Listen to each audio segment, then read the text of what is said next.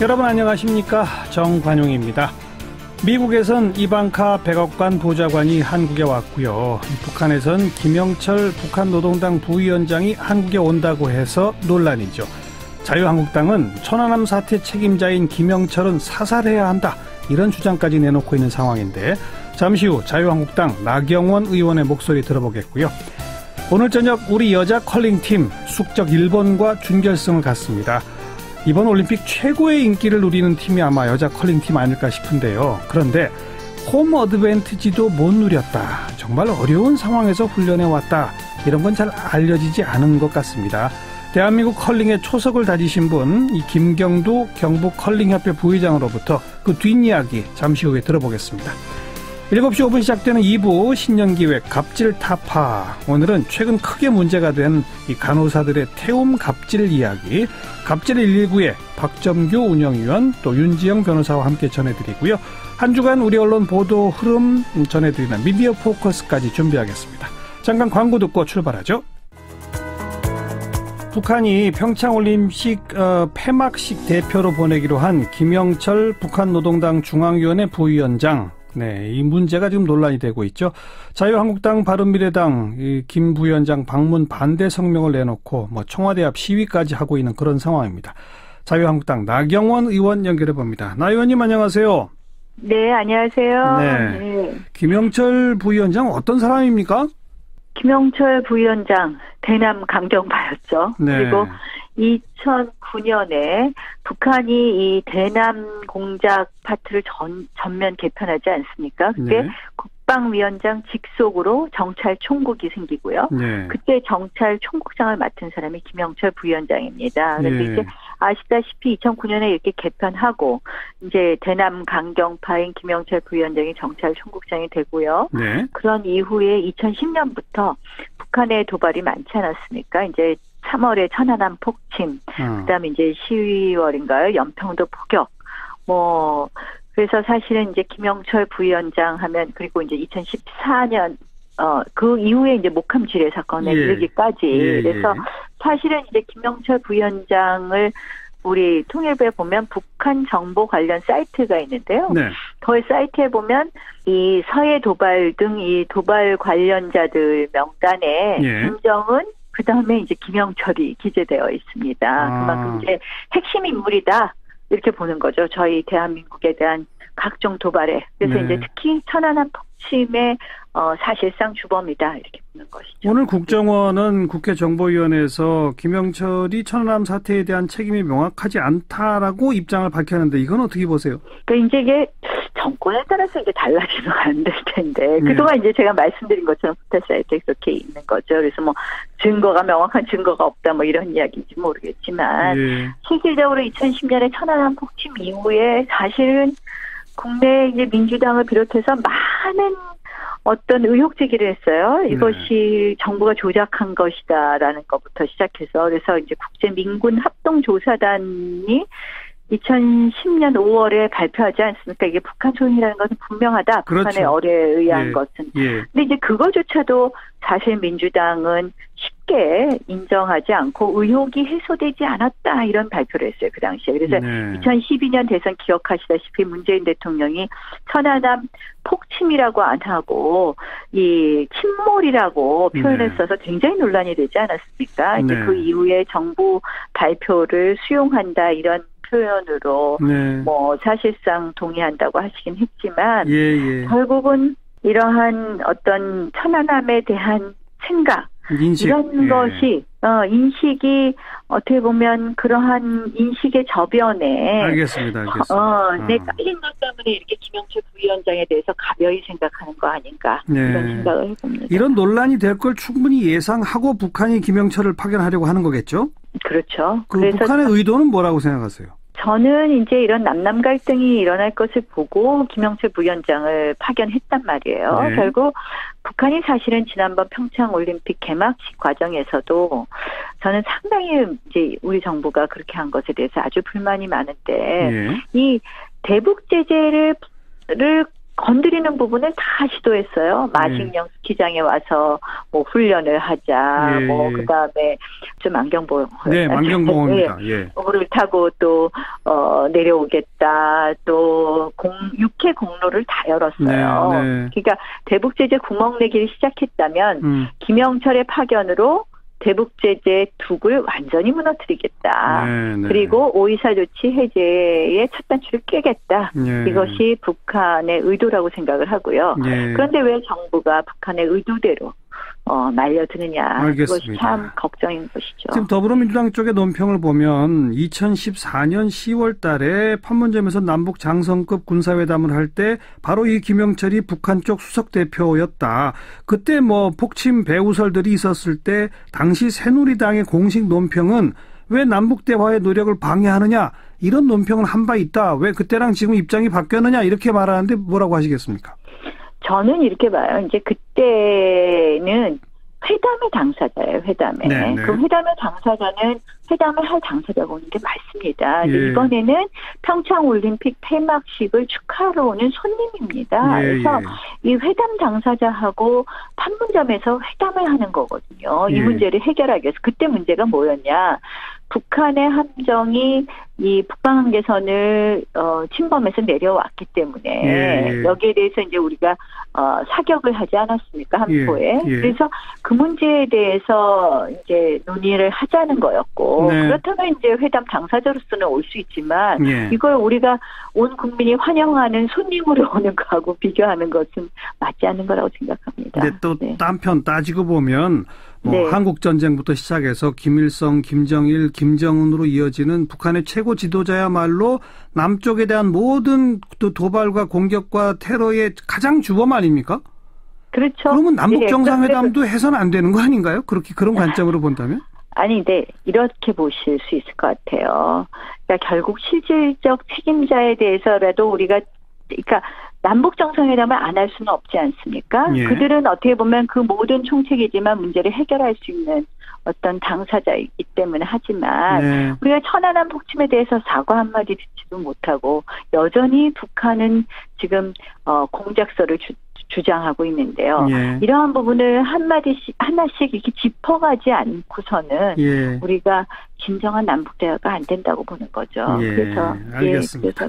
그래서 정부는 일단 수용할 것 같은데 정말 오게 되면 자유한국당은 어떻게 대응하실랍니까? 의총에서 더 논의한다고 합니다. 제가 지금 제가 당 지도부가 아니니까 어떻게 하겠다 이렇게 말씀드리기는 어렵고요. 단호한 입장을 보이겠다고 합니다. 여기까지 듣겠습니다. 고맙습니다. 네, 고맙습니다. 자유한국당 나경원 의원이었습니다.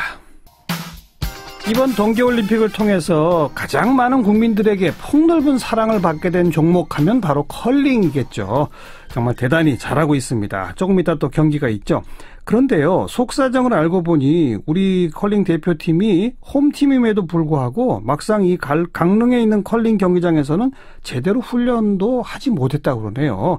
자, 이 사연을 좀 들어보겠는데 경북 의성에 경북 컬링 훈련원 설립을 주도해서 현재 대표팀의 초석을 다지신 분이고 지금 경북 컬링 훈련원 원장도 맡고 있죠. 경북 컬링협회 부회장이시고요. 김경두 부회장 안녕하세요. 안녕하십니까. 반갑습니다. 김경두입니다. 네. 아니 강릉 컬링 경기장에서 연습을 많이 못했어요? 왜 그랬습니까? 그건 조직위원회 사정이니까 제가 따로 설명을 안 하겠습니다. 근데 아무튼 실제 훈련을 제대로 못했어요? 그런 어려움은 많았습니다. 우리나라의 컬링장은 도대체 몇 개나 됩니까? 현재 완공된 컬링장은 의성에 하나, 인천에 하나, 정부에서 대표 선수 훈련용으로 하는 태릉 선수촌에 한 곳, 진천에 신축된 곳 한 곳, 현재는 그렇습니다. 그리고 예정에 있는 계획에 있는 곳이 의정부 청주에 이렇게 계획이 되는 것으로 알고 있습니다. 그리고 이번에 경기하는 강릉까지 하면은 지금 완공된 건 딱 5군데군요. 강릉은 거기 특수한 시설이라 아마 향후 계획은 저희들이 잘 알 수가 없습니다. 이번 올림픽 끝나면 다시 철거될 수도 있나요? 아니면 다른 걸로 바뀌거나? 그런 가능성도 있고 용도가 바뀔 수도 있고 그렇습니다. 그 계획은 자세히 알 수가 없습니다. 그렇군요. 그런데 그 강릉 컬링 경기장이 완공되는 게 얼마 안 됐습니까? 올림픽 시작하기 바로 직전에 완공된 거예요. 어떻게 된 거예요? 강릉 경기장은 올림픽 경기를 위한 한시적인 시설로 저희들은 알고 있습니다. 자세한 것은 더 이상은 제가 알 수 없고, 어쨌든 준비는 많이 늦었습니다. 그래서 그 사전에 뭐 시뮬레이션을 하고 싶어 했던 팀이나 또 거기서 적응을 좀 하고 싶어 했던 팀 입장에서는 좀 안타까운 점이 좀 있었죠. 뭐 조직위원회도 애로사항이 아니 있었겠습니까? 방금 시뮬레이션이라 말씀하셨는데 그게 그러니까 관중들이 대거 들어찬 상태에서 좀 실력 있는 팀하고 실제 경기하는 연습 이런 거를 말씀하시는 거죠?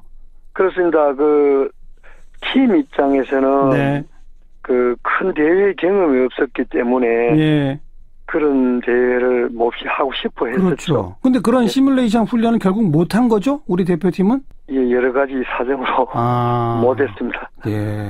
그런 훈련도 못했고 홈 어드밴티지도 제대로 발휘를 못했는데 참 어마어마하게 잘하는 거. 그 잘하는 비결은 뭐라고 생각하십니까?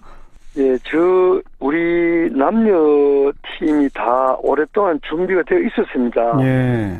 그동안 이렇게 국민들 앞에 좋은 모습을 보일 기회가 없었던 것인데 여자팀의 경우만 간략하게 설명을 드리면 10년 이상 저 팀이 나름 경상북도 컬링의 형편의 범위 내에서 그 체계적인 훈련을 쭉 해왔습니다. 국제적인 경험이라든지 뭐 특별한 강습이라든지 나름 여러 가지 훈련을 다양하게 시도해왔었죠. 지금 그 대표팀에 포함된 5명 선수가 이미 10년 전부터 한 팀이었습니까? 한 명은 원래 5명은 현재 김민정 감독을 포함해서 김초희가 들어오기 전에 5명이었는데 거기에 이제 김초희까지 포함된 거군요. 김초희가 포함되고 가장 이제 맏언니가 지도자 역할을 자연스럽게 이제 하게 됐죠. 10년 이상 담금질을 해왔다 이 말씀이시군요. 그렇게 말하고 싶습니다. 우리 김경두 회장께서 그런데 컬링에 우리 국민들이 거의 알지도 못하던 한 30년 전부터 여기를 보고 빠지셨다면서요? 컬링의 매력이 뭐였습니까?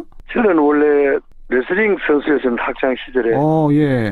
학교에서 학생을 가르치는 교직에 있으면서 가족과의 그 수영이라든지 스케이트라든지 주말이면 자연스럽게 생활체육을 하는 그런 그 삶을 살았는데 컬링이 제가 그때 30대 후반이고 공부를 하면서 미래 종목으로는 그런 대로 의미가 있겠다. 그리고 또 엘리트 쪽을 봐서도 올림픽 종목이고 그래서 초기에는 아주 가볍게 우리 주변 사람들 좀 모여서 이 컬링을 즐기기도 하고 소개도 해주고 이 정도로 시작을 했다가 자꾸 욕심이 생기고 이렇게 뭐 빠지고 하다 세월이 이렇게 많이 오게 됐습니다. 2006년에 의성훈련원 만드셨는데 그 훈련원 땅이 우리 김 부회장 땅이라면서요? 직접 기증하셨다면서요? 그 부분은 제가 정확하게 좀 설명을 드려야 되겠습니다.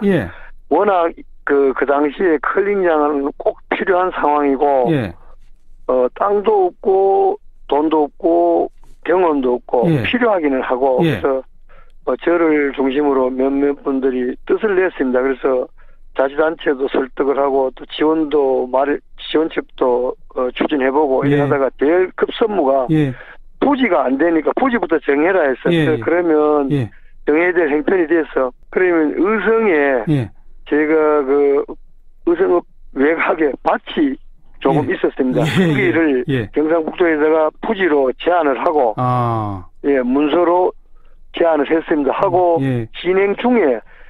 진행 과정에 나중에 그 당시 군수님께서 부지는 의성군 부지를 내주셨습니다. 시작을 그렇게 가다가 다행히 또 군이 좀 더 적극적으로 이 관심을 가지면서 부지를 군에서 부담을 했습니다. 많은 국민들이 아니 왜 하필 그 전국에 많은 곳 이 있는데 경북 의성에 컬링장이 있고 거기 출신들이 이렇게 잘할까 의아해했는데 이런 속사정이 있었군요. 뭐 갈 데가 없으니까 그 당시는 최선이겠습니다. 아무튼 불모지를 뭐 일구셔서 이렇게 잘하는 팀으로까지 육성해 오셨는데 앞으로 좀 뭐가 필요하다고 보십니까? 마침 이낙연 총리도 뭐 컬링 팬이 됐다는데 이 방송 통해서 이낙연 총리한테 한마디 해보세요. 컬링만을 위한 제안이 아니고 컬링의 미래를 위한 대책이기도 하고 또 국가 정책에 저희들이 오랫동안 컬링과 관련된 수십 년간 선진국을 보면서 나름 느끼고 공부한 데이터들이 있습니다. 그래서 한번 정리를 해서 성공 후에 절차를 밟아서 한번 제안을 하겠습니다. 엘리트 스포츠로서는 동계올림픽에서 지금 뭐 금운동 정도 지금 막 거론되고 있고 오늘 아마 이기면은 이제 금메달 딸 것 같아요. 저는 어떻게 생각하세요? 그렇게 말씀하시면 그렇게 될 가능성도 있는 것 같습니다.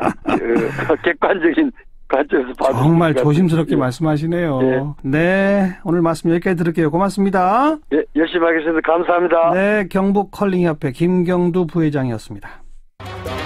윤태권 실장 어서 오십시오. 네, 안녕하세요. 앞서 나경원 의원과 인터뷰도 했습니다만 네, 북한의 고위급 대표단 구성으로 논란이 참 뜨거운데 어쨌든 이방카 백악관 선임 고문은 이미 한국에 도착을 했죠. 들어왔죠. 네. 뭐 아마 청와대 만찬이 시작됐든지 뭐 곧 시작되든지 그럴 시간입니다. 예. 일단 그때 부통령 펜스 부통령 왔을 때 뭐 김여정하고 만나니 많이 사실은 만나기로 했는데 북한이 취소했니 뭐 이런 뒤에 구구한 이야기가 많았잖아요. 네. 이번에도 이게 관심사였는데 백악관은 만날 계획 없다. 북한을 만날 계획 없다. 예, 이야기를 했습니다. 잘라서 딱 이야기를 했어요. 그런데 이제 뉴욕 타임스가 보도하기를 예. 문 대통령하고 이방카 선임 고문은 이야기를 여러 가지를 할 것이다. 네네. 특히 이제 트럼프 대통령의 대북 전략에 대해 논의할 충분한 준비를 하고 갔다. 네. 이렇게 보도를 했어요. 예. 동행하는 사람을 보면은 세라 허커비 샌더스 백악관 대변인 그리고 한반도 문제 전문가인 앨리스 후커 NSC 보좌관 뭐 이런 사람들이 들어있어요. 네. 그리고 의원들도 있더라고요. 그리고 오늘 뭐 만찬 이후에도 오랜 시간 함께 한다면서요. 그러니까요. 회동, 만찬, 공연. 공연도? 네. 만찬이 이제 상춘제 청와대 내에 있는 한식 건물인데 이쪽 경치가 아주 좋아요. 네. 여기서 이제 이루어지고 요리도 뭐 전통 유대 식사법인 코셔에 맞춰서 준비한다고 합니다. 가리는 음식들이 있잖아요. 예. 그런 재료를 이렇게 철저하게 배제를 하고. 예. 그리고 그 공연이라는 게 이제 뭐 하우스 콘서트 그 식당 같은 데서 보면 뭐 작게 이제 미니 네. 콘서트를 하는 그런 것까지 한대요. 그러니까 이건 딱 그 이방카 보좌관과 미국 대표단만을 위한 공연인 그렇죠. 거잖아요. 예. 야, 참 극진한 대접이죠. 이게 평소에 만약에 외국 대통령 딸이 온다고 해가지고 이랬으면은 뭐 우리 정치권, 여론, 야당 가만히 있겠습니까? 예. 지금 상황이고 김여정 부부장하고 대비도 되는 게 있잖아요. 네. 그리고 청와대가 이미 예고를 했죠. 관행에 얽매이지 않고 최대한 대접하겠다. 네. 예고를 했고 오늘 보면은 공항 도착 때도 외교부 의전장이 나갔어요. 우리 외교부 의전 기준에 따르면은 이제 의전장이 차관보급인데 외국 국가 원수, 행정 수반의 공식 방한 때만 공항에 나갑니다. 네, 이것도 역시 이제 관행에 얽매이지 않고 그렇죠. 국가 원수급으로 영접을 해준 거군요. 그렇죠. 그리고 이제 뭐 미국에서도 그에 대한 이제 걸맞는 준비를 하고 있다. 미국 보도가 그런 거고요. 네. 네. 그 김영철 부위원장의 방한에 대해서 이제 야당이 지금 강하게 반발하고 있지 않습니까? 네. 미국은 김영철 부위원장에 대해서 어떤 반응이에요? 자, 백악관에서는 안 만난다. 이런 이야기 외에는 별 말이 없었어요. 한국과 뭐 여러 사안에 대해서 긴밀히 협의하고 있다. 문제없다. 원론적 반응이었고 대신에 국무부 대변인이 정례 브리핑에서 이제 코멘트 요청을 받았습니다. 기자들한테. 네. 천안함 기념관에 가서 그의 책임인 것으로 알려진 것을 보길 바란다. 이렇게 이야기했어요. 아주 차가운 냉랭한 반응이네요. 그렇죠. 이 김영철 부위원장은 미국의 독자 제재 명단에 포함된 인물이에요. 그렇죠. 미국은 뭐 부통령 때도 그랬지만은 아니 우리가 남북 대화를 하지 말라고 할 이유는 없다. 잘 해라. 예. 근데 우리는 이제 인권과 안보 문제에 대해서는 명확한 입장을 가지고 있다. 이 기조를 계속 이어가고 있는 것 같아요. 네, 네. 그리고 이제 또 사실 이제 김영철 부위원장 방한 문제를 두고 앞서 나경원 의원도 나왔지만 우리 이제 좀 여론이 지금 쪼개지고 있는 것은 사실인 것이고요. 예, 예. 그런 점에서도 제가 며칠 전에 말씀드렸지만 이번 이방카 선임 고문 방한 일정이 매우 중요하다는 거죠. 펜스 부통령 때랑은 또 조금 다르다면서요? 그렇죠. 아마도 뭐 처음에는 탈북자 또 만난다 이런 이야기가 있었는데 그건 아닌 쪽으로 정리가 된 것 같아요. 예, 예. 이방카 고문은 오늘 서울 일정 외에는 내일하고 모레에는 평창에 거의 머물 것으로 보입니다. 그렇다면은 이제 중요한 이야기는 거의 오늘 다 하겠죠. 뭐 예. 폐막식장 날 이럴 때는 좀 바쁘고 행사장이기 때문에 깊은 이야기를 나누기는 어렵겠죠. 그리고 또 거기는 이 외국 대표단들도 많이 다른 나라들도 많이 와 있으니까. 그렇죠. 예. 그러니까 결국은 이제 김여정 부부장 때도 제가 똑같은 말씀 드렸는데 트럼프 대통령이 그래 한국 분위기 어떻더냐라고 했을 때 가감 없이 그리고 그 사람의 보고를 신뢰할 수 있는 사람이 김정은 위원장은 김여정 부부장인 것이고 그렇죠. 트럼프 대통령은 이방카 선임 고문인 거죠. 네. 똑같은 형식이죠. 네. 그리고 보도에 따르면 이방카 선임 고문은 아버지이지만 생각이 다르면 아버지한테도 다 자기 말을 다 한다는 거 아니겠습니까? 네. 그리고 이제 펜스 부통령에 대해 가지고 미국 국내 평가가 아니 뭐 할 말 하는 건 좋은데 너무 딱딱했다. 외교적으로 김여정한테 밀렸다. 이런 평가들이 있었잖아요. 예. 거기에 대한 준비를 아마 철저히 해가지고 왔을 거예요. 네. 그 기조하고는 약간 이제 다른 온도 차이를 보이지 않을까. 그리고 이방카 선임 고문이 뭐 일본이라든지 이런 나라에도 많이 갔거든요. 그쪽에서 네. 주로 좀 이제 소프트한 접근을 많이 했습니다. 아마 그런 게 이어질 것 같아요. 그러니까 그런 행보를 우리 국민들한테는 보여주고. 그렇죠. 제가 지금 말씀드린 거는 오늘 이제 만찬부터 시작해서 공연에 이르기까지 우리 대통령하고 상당히 폭넓고 깊이 있는 대화를 나눌 시간이 있잖아요. 네. 그런 대화를 통해서 우리가 이방카를 설득해내면 이방카가 트럼프의 아버지한테 가서 이야기를 할 수 있고. 그러니까요. 그렇죠. 네. 우리가 직접 이야기하는 것보다 오히려 나을 수도 있는 거죠. 그러니까 바로 그런 점에서 우리가 어떤 논리를 가지고 접근해야 할 것이냐. 그런 논리적인 근거를 좀 정리해 본다면요. 그러니까 뭐 저기 아니겠습니까? 결국은 뭐 코피 작전 이게 논란이 많이 됐었지 않습니까? 네. 빅터 차 그때부터. 그렇죠. 그래서 지금 당장은 이런 대화 국면이 벌어진 만큼 비핵화라든지 이런 거에 대해 가지고는 견지를 하겠지만은 코피 작전 이런 거 쓸 수 있는 상황도 아니고 네. 미국의 공식적인 언급은 아니 그런 거 준비하고 있지 않다로 돌아서고 있거든요. 그렇죠, 그렇죠. 그렇다면은 제가 어제 우리 GM 이야기하면서 11월 중간선거 이야기했지만은 네. 11월 중간선거 같은 경우에서도 남북 관계 그리고 궁극적으로 북미 관계가 풀리는 것이 트럼프 대통령의 치적이 될 수 있다. 유리하다. 그런 부분에 대한 이제 접근을 강하게 가져가면 그러니까 이게 결국 당신한테도 이익이다. 그렇죠. 양보가 아니라 그렇죠. 이걸 보여줘야 되는 거죠. 그래서 미국이 북한과의 대화에 좀 적극적으로 나오도록 네.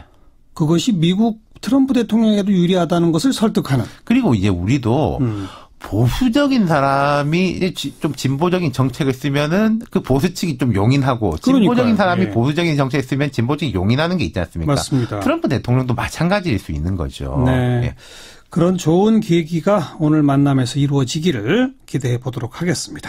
자, 수고하셨어요. 감사합니다. 윤태권 실장이었습니다. 시사자키 1부 마무리 짓겠습니다. 잠깐 뉴스 들으시고요. 7시 5분 2부에 다시 뵙죠.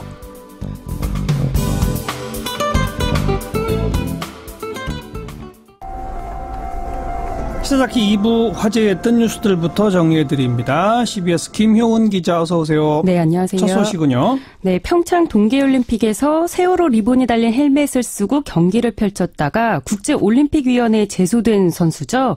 여자 쇼트트랙 대표팀의 김아랑 선수가 오늘 대회를 결산하는 기자회견에서 세월호 희생자 가족으로부터 고맙다는 연락을 받았다며 눈물을 펑펑 쏟았습니다. 뭐 일베 회원인가가 이 노란 리본 그게 정치적 표현이다 이러면서 IOC에 신고했었던 그거죠? 네, 그렇습니다. 그래서 이후에 김아랑 선수는 노란 리본을 검은색 테이프로 가리고 경기를 뛰었습니다.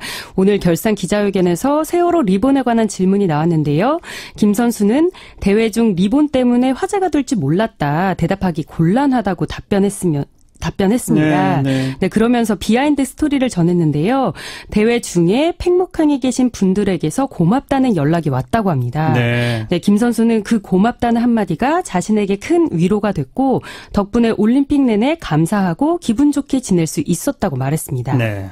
그리고 그 스켈레톤 윤성빈 선수 금메달 딴 직후에 그 특혜 응원 논란이 있었던 박영선 의원 오늘 고발당했죠? 네, 지난 16일이었죠. 윤성빈 선수가 금메달을 확정 짓는 순간 더불어민주당 박영선 의원이 출입 통제구역인 피니스하우스의 모습을 드러내면서 특혜 출입 아니냐 이런 논란이 일었었죠. 예. 네, 보수 성향의 변호사 단체가 오늘 박영선 의원을 업무방해 혐의로 검찰에 고발했습니다. 아하. 네, 고발 사유는요. 박 의원이 국제 봅슬레이 스켈레톤 연맹 회장의 안내를 받은 것처럼 직원을 속여서 기습적으로 현장에 침입해 올림픽을 방해했다. 이게 고발 사유였습니다. 네. 다음 소식은요?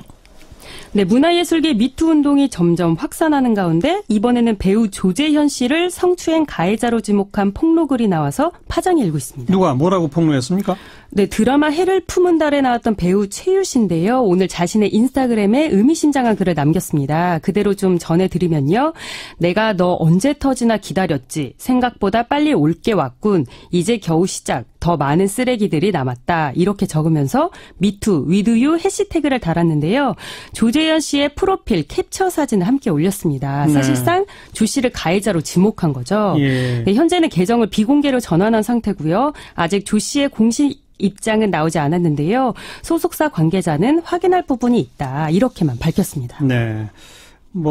자신이 어떻게 피해를 입었다라고 하는 것을 아직 구체적으로 폭로하거나 그 단계까지는 아닌데 일단 대단히 뜨거운 관심을 지금 모으고 있는 상태네요. 네, 그렇습니다. 근데 그 TV 프로그램 가운데 아빠랑 딸이 같이 나오는 그런 프로그램이 있었잖아요. 예. 거기에 조재현 씨도 나왔고 또 이미 논란이 된 조민기 씨도 나왔었죠. 네, 맞습니다. 2015년에 방송됐던 SBS 아빠를 부탁해 프로그램인데요. 네. 그때 이제 부녀지간의 이런 거를 이제 방송을 했었는데 그래서 네티즌들이 더 공분하는 것 같습니다. 그래서 반응을 좀 살펴보니까 어떻게 딸 있는 사람이 남의 딸을 성추행하느냐. 지금 보니 아빠를 부탁해라는 제목이 진짜였다. 소름이다. 이런 반응들이 있었고요. 예. 네, 그리고 성추행 관련 소식을 좀 하나 더 전해드리면 영화배우 오달수 씨가 성추행 의혹에도 며칠째 침묵으로 일관하고 있어 논란이 일고 있습니다. 네, 지난 15일에 이윤택 연출가의 성추행 논란이 불거졌을 때 관련 기사에 댓글들이 달렸었는데요. 이윤택 씨와 함께 활동했던 배우 오모 씨의 성추행 의혹을 폭로하는 내용이었습니다. 그런데 이게 오늘 한 매체가 그 배우 오모 씨가 오달수 씨라고 실명으로 보도를 했고요. 그런데 이제 현재까지 오 씨 측의 공식적인 입장 표명은 없는 상황입니다. 네, 섣불리 예단할 게 아니라 이런 건 차분히 좀 지켜봐야죠. 마지막 소식은요. 네, 가슴 따뜻한 사연을 가져와 봤는데요. 부산의 한 아파트에서 암 투병 중인 경비원을 돕기 위해 주민들이 자발적인 모금을 벌이고 있다는 소식입니다. 좀 자세히 소개해 주세요. 네, 연합뉴스 보도에 따르면 부산 해운대구 경동 제2대 아파트에서 일하는 40대 중반의 경비원 2명이 지난해 11월과 올해 1월 각각 직장암과 신장암 판정을 받았습니다. 그런데 두 분 모두 치료를 위해서 직장을 떠나야 하는 상황이었는데요. 이런 딱한 사정을 전해들은 주민들이 지난 1일부터 모금 활동을 벌여서 한 달도 안 돼 2천만 원이 모였다고 합니다. 대단하네요. 관리비 아낀다고 경비원 해고하는 것들도 있는데 참 멋진 주민들이세요. 예. 네, 모금함에는 꼭 쾌차하셔서 아파트로 돌아오세요. 이런 응원 편지도 들어있었다고 합니다. 주민들은 최근 경비원 한 분에게 일부 성금을 치료비로 전달했다고 하고요. 이달 말까지 모금을 계속해서 나머지 한 분에게도 치료비를 전달할 계획이라고 합니다. 네, 두 분 다 빨리 또 쾌유하시기를 빌고요. 고맙습니다. 네, 감사합니다. 김효은 기자였습니다.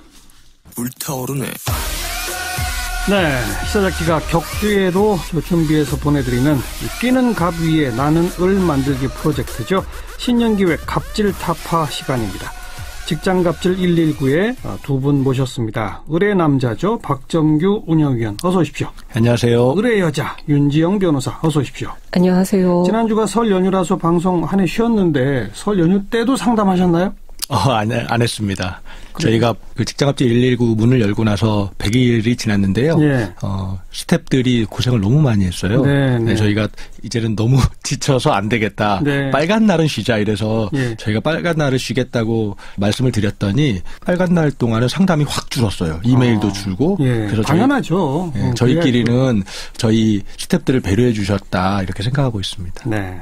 짧은 연휴지만 쉬셨다니까 다행인데 연휴가 끝나자마자 또 바빠지셨죠? 예. 제가 어저께 직장갑질 119에서 운영하는 오픈 카톡방, 그러니까 익명으로 누구나 들어와서 상담할 수 있는 그 오픈 카톡방에서 한 4-5시간 상담을 했는데요. 이제 제보자 중에 이런 사연을 보내주신 분이 있어요. 어떤 사연입니까? 여기도 이제 최저임금 관련된 건데요. 최저임금 인상분만큼 기본급을 일단 올려주고 나중에 직급수당을 받게 되면 그간 올려줬던 인상분을 토해내라. 돈을 돌려내라고요? 예, 그리고 그만큼 직군 수당만큼 이제 또 기본급은 깎는 네. 서약서를 쓰게 했다라는 거예요. 예. 그래서 이제 이분 같은 경우는 저희 쪽에 서약서 사진 찍어서 이메일 보내주시라. 그리고 이제 저희가 적극적으로 대응하려고 하고 있습니다. 네, 네. 박정규 운영위원 또 기억에 남는 상담 사례 있어요? 네, 연휴 지나고 와서 보니까 메일이 한 통 와 있었는데요. 이분은 버스 회사에 다니시는데 본인 일은 아니고 친구, 자기 지인의 버스 회사 일이었는데요.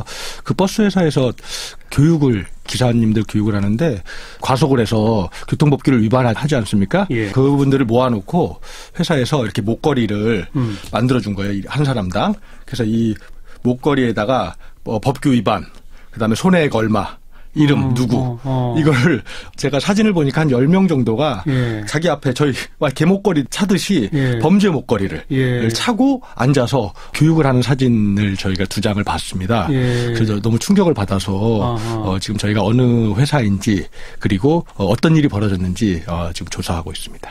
교통법규 위반한 사람에게만 네. 일종의 그 판넬 같은 걸 목에다 걸겠도록 만들었다는 거잖아요. 예, 그렇습니다. 거기다가 이제 큼지막하게 글씨를 써가지고. 예. 알겠어요. 자, 오늘 좀 본격적으로 다룰 주제는 뭡니까? 네, 오늘 저희가 설 연휴 쉬고 있었는데 너무 속상한 소식이 하나 들려왔는데요. 서울 아산병원의 간호사분이 예, 아파트에서 뛰어내려서 목숨을 끊으셨다는 소식. 어제도 저희가 그 문제 다루긴 했습니다만, 네. 바로 간호사들 사이에서 이른바 태움 문화 그런 얘기인 거죠? 예. 저희가 직장갑질 119 운영한 초기부터 사실 많은 간호사들이 제보를 해왔어요. 예. 그 제보 중에 태움에 관련된 것도 있고요. 직장갑질 119에서 그래서 이제 간호사들 관련된 병원에 근무하는 사람들 별도 아예 모임을 만들었는데 뭐 메일이라던가 밴드에 글 남겨주신 것 합치면 태움과 관련된 제보가 한 30-40건 정도 되는 거죠. 예. 직장갑질 119에 들어온 제보 가운데 좀 대표적인 사례들 소개해 주세요. 30대 간호사입니다. 예. 좀 뒤늦게 간호사가 된 거죠. 좀 늦게. 예. 그래서 이분이 이제 신규 교육을 받는데요. 예. 이제 교육을 담당을 하는 간호사, 그러니까 지도를 담당하는 간호사, 소위 프리셉터라고 하는데요. 그렇게 부른다면서요? 이 프리셉터한테서 태움을 당한 사연입니다. 네. 어느 정도요? 어떻게 해요? 일단 기본적으로 가르치면서 고함이나 폭언, 소리 지르고 욕하고 이런 게 많고요. 폭언과 욕설. 예. 맞고 싶냐? 왜 하라는 대로 안 하냐? 쥐어팰 수도 없고. 뭐 이런 말을 수시로 했다고 하고요. 예. 그다음에 본인이 늦게 나오면서 뭐 3시간 먼저 나와라. 뭐 주말에도 수간호사님 없을 때 5시간 먼저 나와라. 뭐 이렇게 얘기를 했고요. 정상 출근 시간보다 3시간, 5시간 더 일찍 오도록 강요한다는 거죠. 예, 그렇습니다. 예.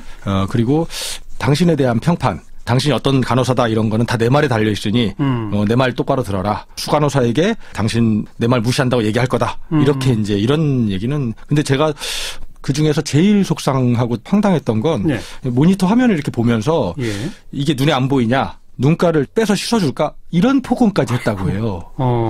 사실은 이제 그 간호사가 신입 간호사에게 가르쳐줬겠죠. 그리고 이분이 그걸 못 보셨을 건데 그러니까 잘 봐라라고 얘기하는 거를 눈가를 빼서 씻어줄까라는 표현까지 쓰면서 사람의 인간성을 파괴했다는 얘기를 들으니까 너무 화가 나고 속이 상하고 그랬습니다. 네. 이분의 경우에는 또 이제 그런 일이 잦아요. 그러니까 공개적으로 망신을 주는 거죠. 그러니까 이것밖에 못하냐. 이것도 모르냐라는 이야기를 오히려 사람들이 다 들을 수 있는 공간에서 하는 거고. 환자들이 옆에 있어도 그렇게 소리 지른답니까? 환자들, 간호사들 있는 상황에서 일부러 이제 또 의도를 하는 거죠. 그러니까 다른 간호사가 있는 상황에서랑 환자들도 듣는 데랑은 굉장히 중요한 차이가 있잖아요. 환자들도 안다고 해요. 그래요? 네, 그런 상황을. 그래서 이분이 저희한테 주실 때 이런 얘기를 했어요. 환자 얘기를 해주셨거든요. 네. 그러니까 이제 프리셉터한테 태움을 막 당하고 있는데 환자가 그걸 보셨나 봐요. 근데 그 환자가 인공호흡기를 끼고 계신 분이었는데 말을 못하는데도 간호사 손을 꽉 잡아주셨다 그래요. 그러면서 그게 그러니까 이제 자기를 유일하게 위로해 주신 분인 거죠. 환자가. 그래서 막 복받쳐서 우셨다고 저에게 제보를 해왔습니다. 그리고 한 가지 또 덧붙이면 계속 과제를 내주는 거예요. 이제 교육을 맡았다라는 명분으로 끊임없이 과제를 내고 시험을 보고 그러면서 평가를 하고 성에 안 차면 또 계속 과제를 내고 예. 그 과제라는 거는 근무 시간에 이루어지는 게 아닌 거죠. 예. 그래서 뭐 방과 후 수업하는 것처럼 아하. 근무 시간 끝나고 또는 휴일에 무조건 쉴 때는 계속해서 과제를 하도록 압박을 하는 겁니다. 네. 이런 일들이 계속 일상적으로 이루어지는 거죠. 네.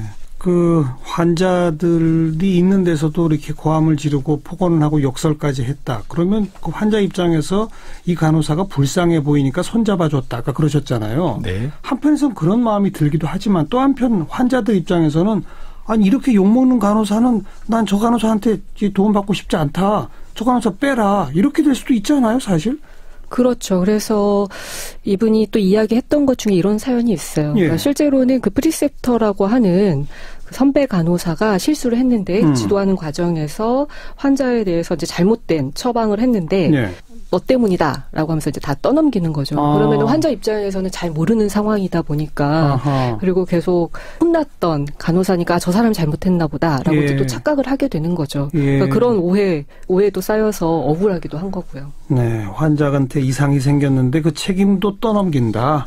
참 좀 심한 상황인데 그 하소연하신 분 굉장히 힘들겠어요. 버티기 힘들겠어요. 네, 저희도 걱정을 하고 있는 게 이런 분들이 보통 이제 그나마 이분은 자기가 억울했기 때문에 굉장히 꼼꼼하게 기록을 하셨어요. 예. 네, 시간대별로 기록을 하셔서 예. 저희한테 제보를 주셨고 예. 저희가 이제 하나하나 답변을 해드렸는데 이분보다 저희한테 제보도 하지 못하고 속으로 앓고 있고 그렇죠. 특히 내성적이고 이런 간호사님들 같은 경우가 예. 병원을 그만두고 이직을 하거나 혹은 극단적인 선택을 하거나 네. 이런 뭐 불행한 사태로 이어지는 게 아닌가 싶습니다. 그래 지금 자세히 기록까지 해서 제보해 주신 이분한테는 어떻게 도움을 줄 수 있을까요? 저희가 메일을 받고 난 다음에 바로 답장을 드렸어요. 그래서 이제 법적으로 가능한 조치도 알려드리긴 했지만 특히 이분이 일하는 병원의 경우에는 이제 노동조합이 있었기 때문에 네. 노동조합을 통해서 도움을 드릴 수 있겠다라고 판단을 했고요. 그래서 꼭 연락을 달라라고 답장을 드렸는데 결국 답장은 안 왔습니다. 아직 그래서 좀 궁금해요. 그러니까 그만둔 건지 아니면 그냥 스스로 감내하기로 포기한 건지 도대체 무슨 일이 벌어진 건지 굉장히 궁금합니다. 혹시 지금 듣고 계신다면 꼭 연락 주십시오. 그러니까 법적인 도움을 어떤 방식으로 줄 수 있는 건지 혹시 이 방송 들으시는 분한테 조금 미리 내용을 알려주세요. 노조를 통해서 어떻게 해가는 게 좋은 겁니까? 이런 식으로 괴롭힘을 당하고 있는 분이라면. 법적인 측면에서만 놓고 본다면 사실 다양한 것들을 검토를 해야 돼요. 예컨대 실제 때린다던가 아니면 물건을 집어던진다. 이거는 사실 폭행죄에 해당하거든요. 그렇죠. 그렇지만 대부분의 사실 태움이라는 거가 법적으로 대응하기 어려운 부분들이 있어요. 예컨대 공개적으로 너 이것밖에 안 돼? 너 이것도 몰라? 이래가지고 제대로 간호사 일을 하겠어? 라고 막 면박을 줬을 때 모욕죄 를 우리는 검토해 볼 수 있겠지만 실제로는 나는 모욕 주려고 한 거 아니다. 교육 때문에 한 거다. 이렇게 나오면은 사실 할 말이 없어지는 거죠. 그리고 듣는 입장에서는 협박으로 느껴질 수 있어요. 그런데 뭐 눈가를 아까 전에 씻어줄까 이런 표현은 굉장히 위협적일 수도 있고 거의 욕설이죠, 이건. 네. 그렇죠. 그리고 또 말을 하는 사람이 자기보다 높은 직급에 있는 사람이기 때문에 듣는 사람 입장에서는 이게 협박이라고 생각될 수도 있지만 또 막상 법적으로 따지게 되면 마찬가지로 나는 협박할 의사가 없었다. 실제 눈가를 빼서 씻어줄 의사가 없었다. 그렇게 행동할 의사가 없었다라고 발뺌을 해버리면 협박죄도 성립하지가 않는 거거든요. 그리고 근로시간 외에 사실 교육이라는 것도 엄밀하게 따지면 그 역시도 뭐 노동법 위반이고 그에 해당하는 임금을 줘야 된다라고 생각할 수도 있지만 교육이었다. 일한 거 아니었다라고 하면 그것도 교묘하게 빠져나갈 수 있어요.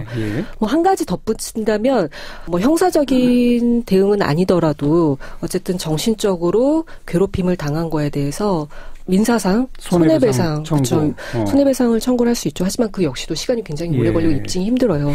이럴 때 노조가 중요한 역할을 해야 되는 거죠. 법률적으로 개별적으로 소송이나 이런 식으로 또 고발이나 이런 식으로 대응하기는 좀 쉽지 않다. 그런 말씀이시고. 예. 그럴 때 노조를 통하면 어떤 도움을 받을 수 있는 겁니까? 그러니까 이제 저희가 노조를 제안해 드리고 또 노조에도 저희가 연락을 드렸어요.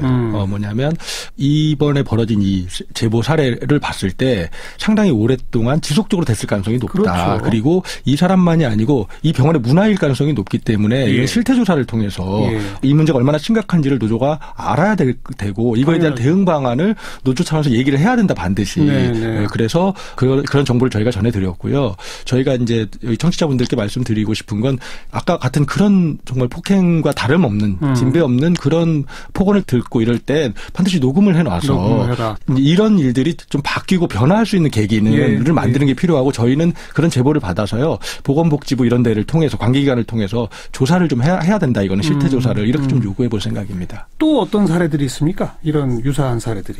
이번에는 그 프리셉터 간호사에 의한 태움이 아니라 의사에 의한 태움이에요. 의사가 간호사를? 네. 예. 수술 의사가 수술실 간호사들한테 마찬가지로 교육 그리고 실제 지금 수술 도중이다. 그렇기 때문에 긴장해야 된다라고 하면서 계속 폭언을 퍼붓는 거죠. 야, 이씨, 뭐 XX야 막라고 하면서 욕하고 그리고 막 수술 도구를 던지기도 하고 그렇기 때문에 이제 간호사들이 너무 힘든 거죠. 말도 못하고 의사가 이제 그렇게 하니까요. 그래서 그만두게 되고 그러면 인력은 줄어들기 때문에 또 남아있는 간호사들이 또 더 많이 또 일은 커지는 거고요. 그래서 계속 대기를 해야 되고 당직을 서야 되고 이런 것들이 이제 복합적으로 작용을 하는 거예요. 그래서 태움과 노동법 위반 뭐 이런 것들이 사실 막 겹쳐 있는 그런 사안입니다. 그러니까 단순히 선배 간호사뿐 아니라 의사가 가해자인 경우도 대단히 많더라. 그런 얘기 아니겠습니까? 예, 그렇죠. 그래서 오늘 좀 저희 제보 들어온 것 중에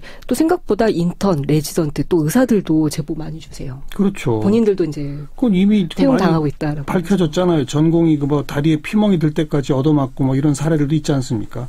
그런 폭로가 있음에도 불구하고 여전히 병원 문화는 아직 안 바뀌고 있다는 얘기죠. 지금까지도 제보가 이어진다는 얘기는. 예, 맞습니다. 사실은 이게 선배 간호사가 신입 간호사를 가르치면서 뭐 제가 될 때까지 태운다라는 의미로 태움이라고 표현했는데 사실은 이건 간호업계에 한정된 얘기가 아닙니다. 사실 이게 간호업계뿐만 아니고 굉장히 많은 우리 사회 상당한 영역에서 신입을 교육하는 데서는 다 일어날 수 있다. 많은 부분에서 일어났는데 또 그런 사례가 있나요? 예, 오늘 제가 아침에 뭐 메일을 열어봤는데 어떤 한 분이 제보를 해주셨어요. 근데 이분이 그 태움 얘기를 하면서 본인이 가서 일한 데를 두 군데를 얘기해 주셨는데 한 군데가 명품을 판매하는 곳이었어요. 이제 그런데 이제 거기 외국인들을 상대로 하지 않았겠습니까? 면세점에서? 네, 면세점에서 명품을 판매하니까. 그래서 이제 이분이 갔는데 중국어로 이제 중국 관광객을 상대로 팔아야 되는데 중국어를 잘 못했던 모양이에요. 그랬더니 싸구려 중국어를 한다면서 이제 이분에게 본인이 하는 말에 대해서 이제 막 지적질을 심하게 한 거죠. 이제 싸구려라는 게 무슨 뜻이겠어요? 명품을 팔면서 너는 왜 싸구려처럼 손님을 맞이하냐? 고급스럽게 할 때까지 이제 계속 괴롭혀서 한다라는 뜻이거든요. 그러면서 이분이 이제 거기서 당한 속상한 이야기를 저희한테 제보를 보내주셨는데요.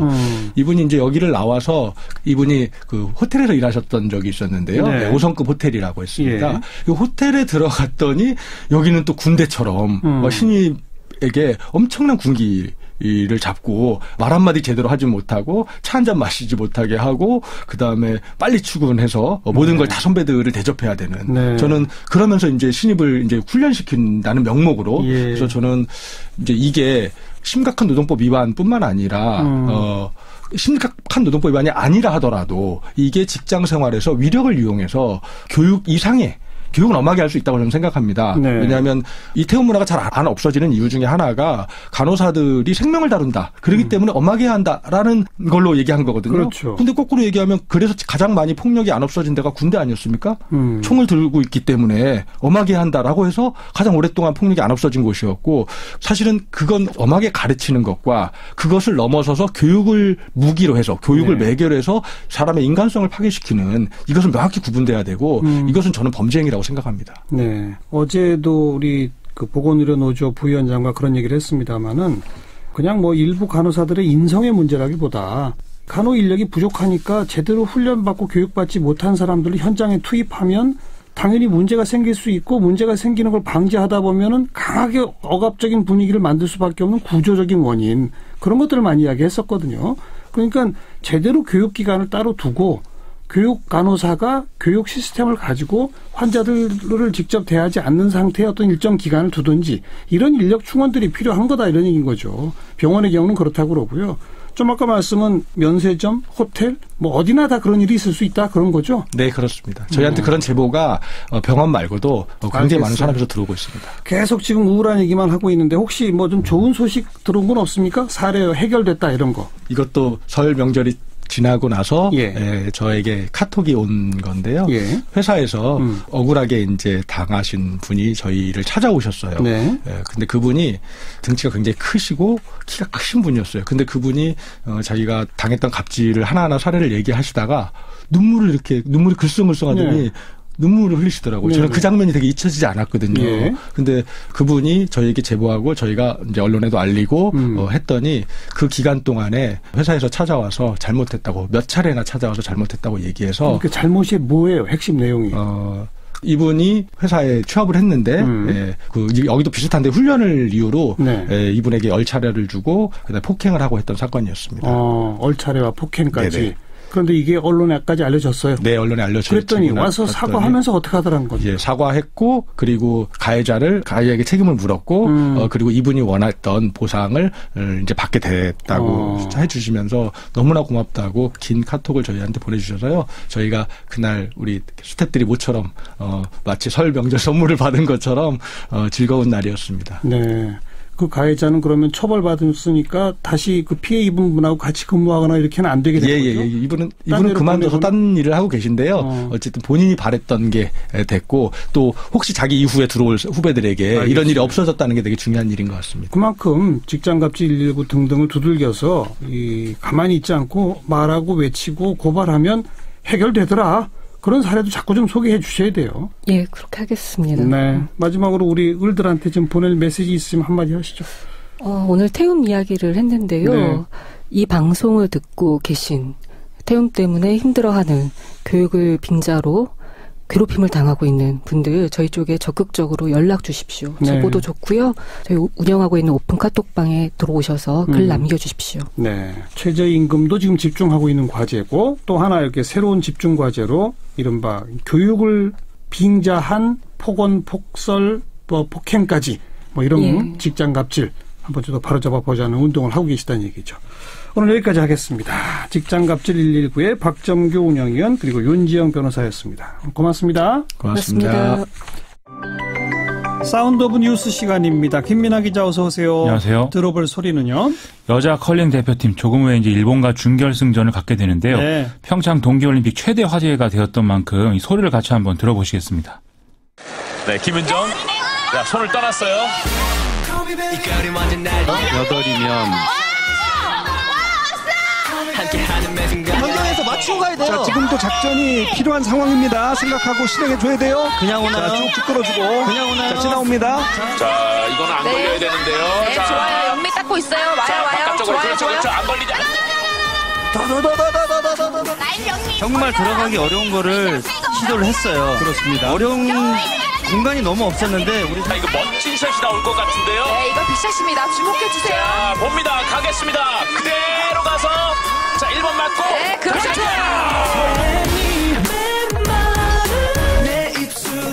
네, 가만히 들어보니까 진짜 영미가 자주 등장하는군요. 그렇습니다. 예. 영미라고 외치는 게 재밌어서 아주 화제였죠. 들으신 소리 이제 SBS와 KBS의 중계였습니다.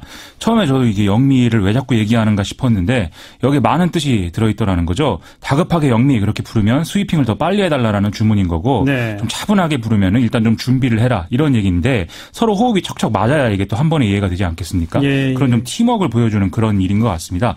또 모두 선수들이 경북 의성 출신이다 보니까 의사소통을 기본적으로 이제 사투리로 하는데 뭐 야를 때리고 자를 째버리고 뭐 이런 사투리가 또 재밌다고 느껴져서 네. 이것도 네티즌들 사이에서는 화제입니다. 우리가 그 예선 풀리그 하면서 딱 한 번 진 게 일본한테 진 거잖아요. 그렇습니다. 그리고 또 한일전, 워낙 그렇죠. 또 한일전은 관심이 더 많고. 근데 일본 여자 대표팀도 나름 스토리가 있다면서요? 그렇습니다. 이제 보통 컬링은 주장으로 볼 수 있는 스킵의 성을 따서 팀 이름을 짓는데 우리는 그래서 팀 킴이고 일본은 팀 후지사와인데요. 이 일본 팀 스킵이 후지사와 사스키라는 선수인데 뭐 외모가 아름답다 이런 이유로도 지금 한일 양국에서 상당한 인기를 얻고 있다 이런 보도입니다. 또 우리 대표팀이 전원 경북 의성 출신인 것과 마찬가지로 일본 팀의 경우에는 모두 홋카이도의 기타미시 출생이라고 하거든요. 예. 그 여기 경북 의성 뭐 마늘이 유명하지만 여기 또 양파가 유명하다고 하고요. 그 경기장에서도 또 홋카이도 사투리로 의사소통을 하기 때문에 여러모로 또 우리 선수들하고 비슷한 측면들이 있는 것 같습니다. 그 김은정 대 후지사와 이 스킵 대 스킵의 대결 구도 이게 관심사죠. 그렇습니다. 아무래도 스킵이 팀 전체 전략을 좌우하는 측면도 있다 보니까 이런 대결 구도가 또 화제가 되고 있는데 우리 대표팀의 김은정 선수는 고등학교 때 방과후 활동으로 컬링을 처음 접했고 원래 이제 그 가족들이 모두 이제 농사에 종사하는 것으로 이렇게 알려져 있죠. 네. 그런데 반면 후지사와 사스키 선수는 아버지가 컬링 선수 출신이고 6살 때부터 조기 교육을 이제 받았다고 하거든요. 또 오빠와 언니도 모두 컬링 선수 출신이라고 하니까 나름대로 컬링계에서는 엘리트인 셈입니다. 예. 언론을 보면은 샷 성공률 이런 걸 비교한 기사도 있는데요. 예선을 기준으로 하면 김은정 선수는 샷 성공률이 78%로 10개국 스킵 중에 2등이라고 하고요. 일본 후지사 사스키 선수는 73%로 6위라고 합니다. 우리나라가 유리하네요.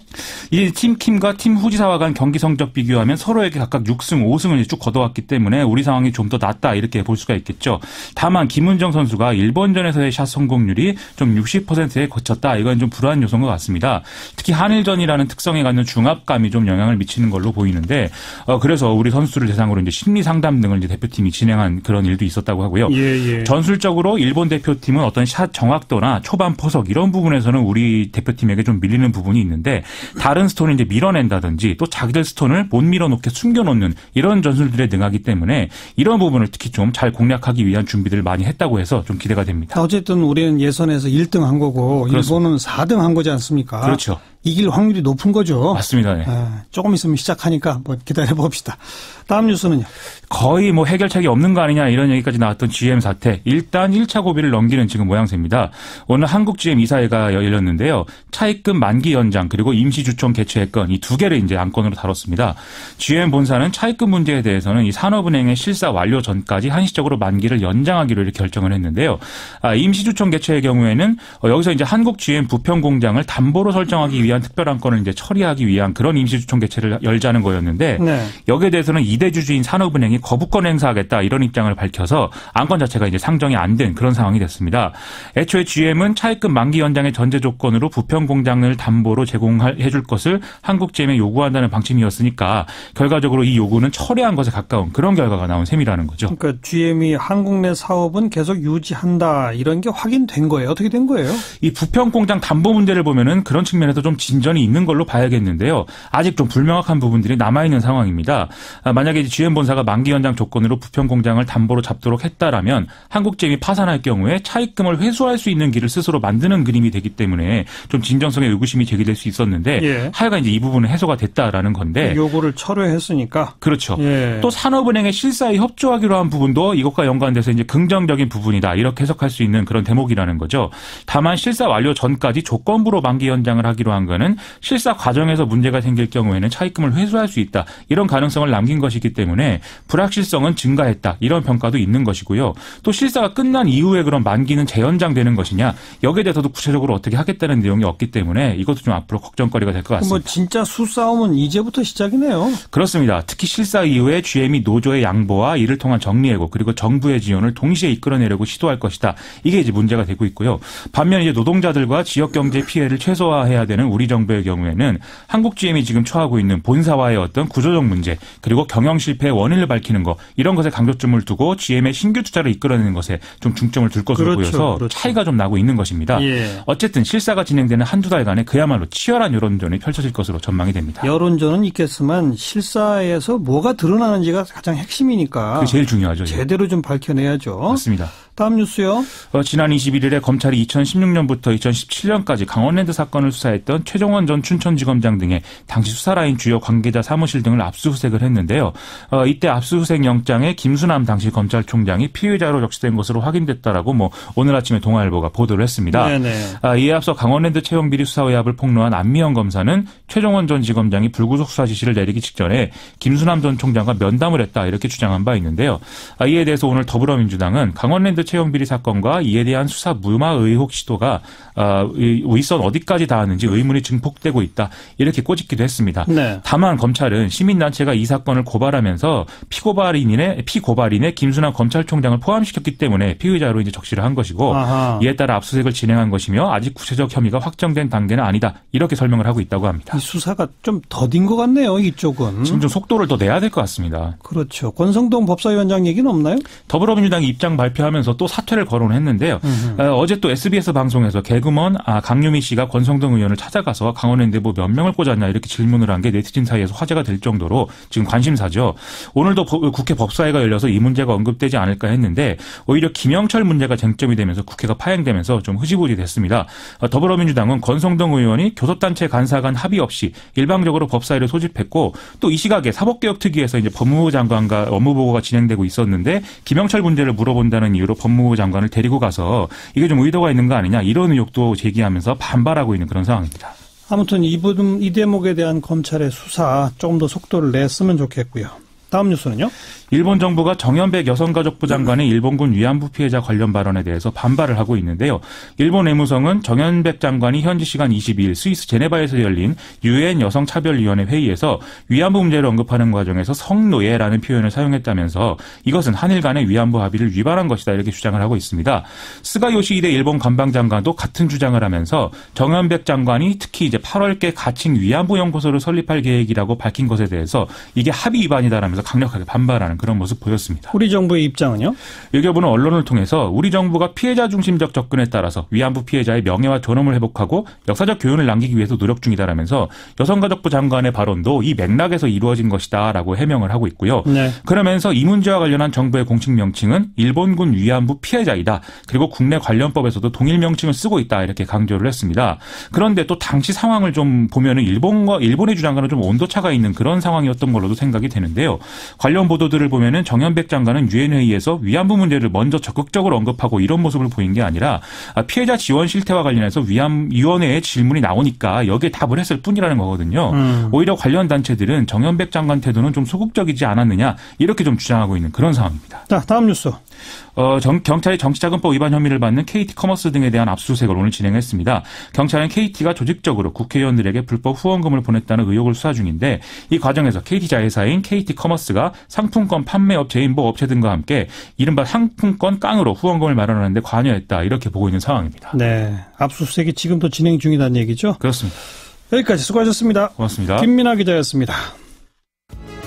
언론의 보도 동향 살펴보는 미디어 포커스입니다. 민주언론시민연합의 김원경 사무처장 어서 오십시오. 안녕하세요. 네, 서지현 검사 검찰 내 성폭력 폭로 이후에 네네. 지금 이게 각계로 막 분위기가 확산되면서 미투 네. 운동이 본물 터지듯이 나오고 있잖아요. 예, 그러다 보면 관련 보도에 또 문제점들이 나오죠. 예. 그거 좀 지적해 봅시다. 사실 오늘 다른 거를 먼저 하려고 했는데 지금 미투 운동 확산으로 성폭력 보도가 정말 많이 나오고 있습니다. 네. 그래서 지난번에 이어서 성폭력 보도에 대해서 가이드라인을 좀 자세히 알려드리려고 합니다. 성폭력 보도 가이드라인? 네. 이런 게 있어요. 그런데 한두 가지가 있는 것도 아니고요. 예. 다른 가이드라인들은 대부분 한 가지 정도인데 예. 성폭력 가이드라인은 한 5개 버전이 있습니다. 5가지나? 네. 일단은 방송심의에 관한 규정 내에도 성폭력 관련해서 언급해 놓은 부분들이 있어요. 근데 이건 너무 짧아서 실제 보도에서 기자들이 활용하기에는 조금 너무 원칙적인 이야기만 담은 수준이고요. 아하. 그리고 두 번째로 여성가족부와 한국기자협회, 여성아동폭력 중앙지원단이라는 곳이 함께 만든 성폭력 사건 보도수첩이란 것이 있습니다. 네. 네. 이게 내용이 참 좋은데요. 여기에 성폭력 사건 보도 실천 요강이라고 해서 취재할 때 주의사항 그리고 기사 작성 시 보도 시 주의사항이 따로 별도로 마련되어 있습니다. 네네. 그리고 한국여성정책연구원이 펴낸 양성평등 문화 확산을 위한 방송 프로그램 제작 가이드라인이라는 것도 있습니다. 아하, 예. 예, 그리고 또 여성민우회, 한국여성민우회 성폭력 3당소가 만든 성폭력 보도 가이드라인 등 여러 보도 가이드라인들이 나오고 있습니다. 가이드라인이 이렇게 여러 군데 있다는 것은 그만큼 이게 민감하고 예민한 소재니까 네네. 꼭 필요하다는 얘기인 예, 거죠. 그리고 사건이 사실 관련된 잘못된 보도가 나온 경우가 많았다는 네. 소리입니다. 네. 오늘 그럼 뭐에 근거해서 하실 겁니까? 예, 제가 두 번째로 말씀드린 여성가족부와 다른 기자협회, 다른 단체가 함께 만든 성폭력 사건 보도 수첩. 네, 이 알겠습니다. 수첩에 있는 내용을 자세히 알려드릴게요. 주의사항은 몇 가지나 되죠? 총 7가지입니다. 7가지 중에서 첫 번째 원칙이 있는데요. 네. 이게 피해자의 신원이 노출되지 않도록 주의하라라는 것입니다. 예. 피해자의 얼굴, 이름, 직업, 거주지 등을 직접 공개하지 않는 것은 법적인 의무사항입니다. 네. 여기에다가 간접적인 노출, 그러니까 보도를 하다 보면 피해자의 신원에 대해서 이렇게 간접적인 정보를 노출하게 되거든요. 그런데 이 노출이 범위가 좁을수록 피해자를 특정할 수 있다는 점에서 매우 조심해야 한다고 밝히고 있습니다. 예를 들면 피해자가 소속된 학교나 직장 등 소속 집단을 구체적으로 말할수록 노출 위험이 증가하죠. 네. 이런 사례가 있더라고요. 어느 나라 어느 로스쿨에서 한인 그 학생 사이에서 성폭력이 발생했다. 이런 보도가 나오면요. 사실상 그 안에서는 굉장히 특정하기가 쉽다는 거예요. 한두 가지 정보만 더 들어가면. 그렇게 해도 안 된다? 네. 예. 그래서 이렇게 범위가 좁으면 좁을수록 피해자를 특정하기 쉽다는 점에서 피해자의 거주지 사진이나 영상 등을 노출할 때도 조심하라는 거고요. 범죄 장소. 알겠습니다. 네. 이런 것들 모두 조심하라는 겁니다. 이런 거는 그 피해자 보호하자는 취지의 첫 번째 원칙인데 네. 미투 운동은 자기가 스스로 실명까지 거론하잖아요. 네, 이럴 때는 네. 어떻게 돼야 되죠? 그러니까 지금 그게 굉장히 고민스러운 측면인데요. 예. 미투 운동은 이제 스스로 나는 성폭력을 당했다, 더 참고 있지 않겠다라면서 자신의 신원을 공개하겠다라면서 예. 이제 밝히는 거라서 예. 이제 기자들이 이런 SNS에 폭로된 내용을 마구 퍼날라서 보도를 하고 있는 것이 현실입니다. 그렇죠. 그런데 저는 성폭력 보도 가이드라인에서 피해자의 신원을 보호하자는 것을 제일 원칙으로 삼고 있다는 점에 그 의미가 굉장히 크다고 생각하는데요. 아무리 스스로 SNS에 미투 운동의 차원에서 폭로글을 올렸다 하더라도 최소한 기자가 이것을 기사화할 때는 본인에게 취재 의사를 거듭 묻고 그리고 신원 공개 의사가 정말 있는 것인지 어느 수위로 공개를 원하는지 등을 취재한 이후에 그러니까 동의를 받은 다음에 보도해야 된다고 생각을 합니다. 예. 최근 사례를 보면요. 대부분 피해자의 이름이 그대로 부각되는 경우가 많고요. 그렇죠. 당연히 묻지 않습니다. 예. 최영미 시인 등 많은 사람들이 피해자의 실명으로 계속 공개됐고요. 그리고 지금 이은택 감독 문제를 폭로한 사람들도 모두 실명으로 보도되고 있습니다. 네네. 최근에 이런 보도도 있었는데 어두운 마수 땡땡땡 이거 실명이에요. 제가 말씀드리는 그 땡땡땡은 예. 어두운 마수 땡땡땡 과거 연기지도 빙자한 여고생 땡땡 추연 사연은 이라는 보도 제목이 있었는데요. 이 보도를 보면 성추행을 당했던 피해자라면서 특정 배우 이름을 그대로 폭로해서 기사를 쓰고 있는데 이 내용은 미투 글을 쓴 분도 아니에요. 읽어보면. 그런데 왜 과거에 있었던 일을 끄집어내서 그냥 마치 미투의 일환인 것처럼 하하. 이렇게 보도가 되는 경우 그리고 최근에 자신이 SNS로 그 미투 운동은 했지만 취재를 거부한다 한 사례가 있어요. 네. 그런데 본인 의사와 상관없이 이 관련된 보도가 계속되고 있어서 본인이 기자에게 하소연하는 이런 그런 경우도 알겠습니다. 있었습니다. 네. 그러니까 SNS에 자기 신원까지 밝히고 뭔가 내용을 적었다 하더라도 네네. 원칙적으로는 네. 본인에게 취재에 응할 의사가 있느냐 네. 실명 공개해도 되겠느냐 네. 내가 보도해도 되겠느냐는 허락을 받고 하는 것이 원칙이다. 저는 그렇게 봅니다. 그렇게 이 원칙을 해석해야 된다고 봅니다. 두 번째 원칙은 뭡니까? 피해자의 피해 상태를 지나치게 자세하게 보도하는 것을 자제하라는 것입니다.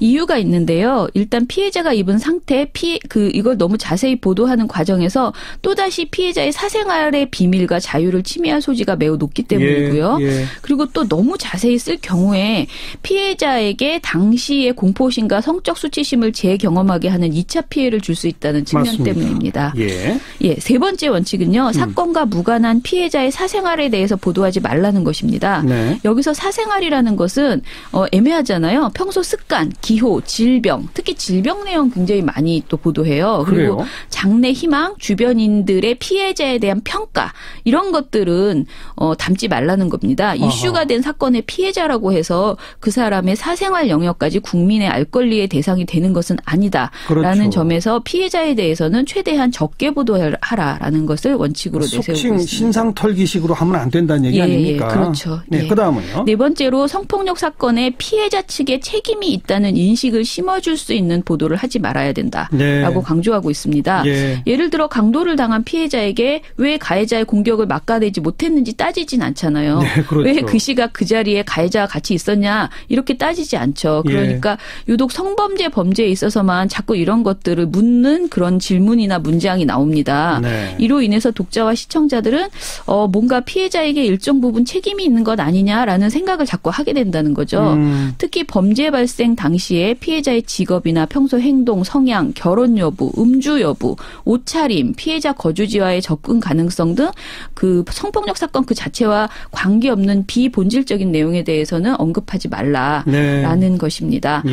한마디로 뭔가 이 사람 때문에 벌어진 거 아니냐라는 가치 판단이 가미되지 않도록 주의하라는 최근 의미입니다. 보도 중에 그런 사례가 있나요? 몇 가지가 있었는데요. 채널A가 2월 12일에 제주 게스트하우스 살인 사건을 보도를 했습니다. 근데 이 사건 보도에서 보면요. 기자가 해당 게스트하우스는 젊은 사람들이 많이 찾는 곳이었습니다. 여기까지는 괜찮아요. 근데 파티를 하는 게스트하우스다 보니 술 좋아하고 사람들 만나서 어울리는 걸 좋아하는 사람이 많이 가게 되죠. 라고 설명을 하거나 그 다음날 13일 날 관련 보도에서는 파티를 하는 게스트하우스다 보니 술 좋아하고 사람들 만나서 어울리는 걸 좋아하고 동네 어르신들이 그 집 시끄럽다고 했다. 그런 얘기를 들었다. 20대 중반 이렇게 혼자 온 여자들이 많이 캐리어 끌고 올라갔다. 소등도 없었다. 등의 이웃 주민들의 발언을 담았습니다. 근데 이런 식의 그 행태, 그러니까 피해자들의 행태에 대해서 자세하게 보도하는 것이 바로 피해자에게 책임을 묻는 결과가 될 수 있습니다. 술 좋아하는 20대 여성이 혼자 술을 마셨다는 식으로 쭉 써 있는 거잖아요. 네네. 근데 그거랑 살인의 피해자가 된 거랑 무슨 관련이 있는 겁니까? 근데 묘하게 연결될 수 있다? 그런 인상을 줄 수 있고요. 또 최근에 프라임 경제의 이명행 벼랑 끝으로라는 2월 10일 보도가 있었는데요. 익명을 요구한 공연계 관계자가 이런 말을 합니다. 밤 늦게까지 남녀가 섞여 오랫동안 연습하는 공연계의 특성상 성추행이 일어날 가능성이 높은 구조라면서 공연계 전체가 성추행 문제에 대해서 경각심을 가져야 한다고 지적했다라고 이런 내용을 보도를 하거든요. 근데 사실 이런 지적도 본질을 회피하는 지적이고요. 남녀가 늦게 같이 있다고 해서 그게 성추행이 일어난다? 이것은 너무 진단 자체가 허술한데 이걸 그대로 옮겨 담으면서 뭔가 피해자의 문제를 지적하는 거죠. 피해자 측 책임이 있다는 식으로 오도될 수 있는 보도 이거 안 된다. 다음 다섯 번째는요. 다섯 번째는 가해자의 범행 수법을 자세히 묘사하거나 선정적이고 자극적인 보도를 하지 않아야 된다는 것입니다. 성폭력 범죄의 특성상 가해자의 범행 수법을 자세히 묘사하게 되면서 그 피해자에게 자극적인 성적 행위의 대상자로 연상 인식하도록 만들 수 있습니다. 이거는 거듭 말하지만 피해자의 성적 수치심을 재경험하게 합니다. 특히 영상 보도의 경우 저희가 여러 번 지적한 그 성폭력을 자료 화면으로 넣거나 재현 화면을 쓰거나 재현을 아예 영상으로 만드는 이런 경우는 하지 말아야 될 일이고요. 자극적인 사파 이것도 안 되죠. 그렇죠. 그리고 피해자가 아동 청소년인 경우에는 어떠한 경우에도 재현이나 영상 보도는 하지 말아야 된다. 아동 청소년을 성적 대상으로 그리는 어떤 그림도 그리지 말아야 된다. 그런데 요 사이는 아주 구체적으로 보도하는 게 많죠. 많았습니다. 제가 여기에서도 말씀을 드렸죠. 성폭력 막 사파로 계속 그려나오고 있다고. 그리고 사실 이번의 경우에는 제가 방송에서 말씀드릴 수 없는 수준의 수위의 이야기도 많이 나왔는데요. 국민일보에서 누구누구 폭로, 아무튼 굉장히 충격적인 제목들이 좀 있는데, 이게 뭐 휘졌다, 무엇을 꽂고 버티라면서 직접 꽂아줬다 이런 제목을 이제 보도를 하는 거예요.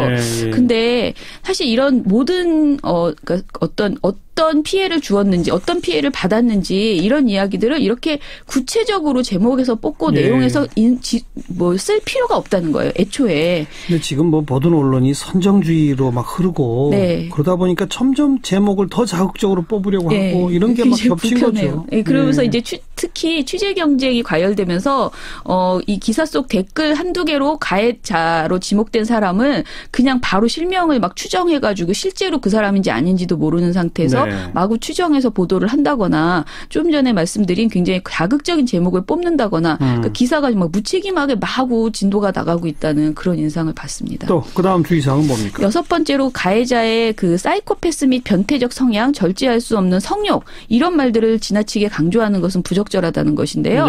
이유가 성폭력 범죄의 원인이나 범행 동기에 대해서 잘못된 통념을 심어주는 보도가 된다는 것입니다. 대부분의 성폭력 보도는 이렇게 뭔가 사이코패스의 그런 행동이 아니라는 것이죠. 그렇죠. 예, 대부분 굉장히 가까운 사이에서 발생하는 경우들이 많잖아요. 그래서 이런 실제와 다른 통념을 심어주는 보도는 하지 말라는 게 6번째 원칙이고요. 마지막으로는 사실관계가 확인되기 전에는 가해자의 일방적인 주장을 진실인 것처럼 여과 없이 보도하지 않아야 된다는 원칙이 있습니다. 이거는 이제 가해자가 여러 가지 변명을 한다거나 또는 특히 이제 가해자들이 뭔가 그 사람이 피해자가 뭔가 여지를 줬다라는 식의 주장을 굉장히 많이 하거든요. 뭐 사귀는 사이였다. 최근에 그런 대표적인 보도가 뭐였었죠? 사실은 최근에 가장 대표적인 사례는 여중생과 뭐 경찰이 그 성폭력 사건이 있었는데 가해자가 자꾸 자기는 사귀는 사이였다고 주장하는데 그거를 한 보도 안에 뭐 5번이나 보도하는 이런 사례가 있었어요. 최근에 이 미투 운동 관련해서는요. 고은 시인이나 뭐 이런 분들에 대해서 그분을 굉장히 안타깝게 생각한다. 그분에 대한 그 군산 시민의 사랑이 각별하다. 그분의 뭐 그 작품이 너무나 뛰어났다. 이런 이야기들을 느닷없이 온정적 시선을 담아서 하는 보도들도 좀 있었는데요. 성추행 보도와 관련 없는 다른 거죠. 그렇죠. 그러니까 부적절한 이런 보도 행태고요. 그리고 또 이제 KBS의 이윤택 사과 보도가 있었는데요. 2월 19일 고개 숙인 이윤택 성폭행은 아니다라는 보도를 보면요. 이때가 성폭력 정황이 명백하게 밝혀진 시기였는데 보도 내용이 사과했다. 극단 해체하기로 했다. 폭로자가 화를 냈다. 폭로가 확산되고 있다. 이런 식으로 단순 사실관계만 나열하고 이 사건에 대한 구조적 문제점을 짚는 보도가 없었습니다. 그런데 이런 보도들도 사실상 가해자의 일방적인 주장만을 딱 전하고 비판이라는 부분이 거의 없는 그런 식의 보도였습니다. 차제에 이 성폭력 관련된 보도의 6가지, 7가지 원칙 우리 언론인들은 좀 다시 한번 읽어봤으면 좋겠습니다. 네, 맞습니다. 오늘 여기까지 수고하셨어요. 감사합니다. 민주언론시민연합 김원경 사무처장이었습니다. 시사키 이번 한 주 순서 모두 마치겠습니다. 좋은 주말 보내시고요. 월요일 저녁 다시 인사드리죠. 안녕히 계십시오.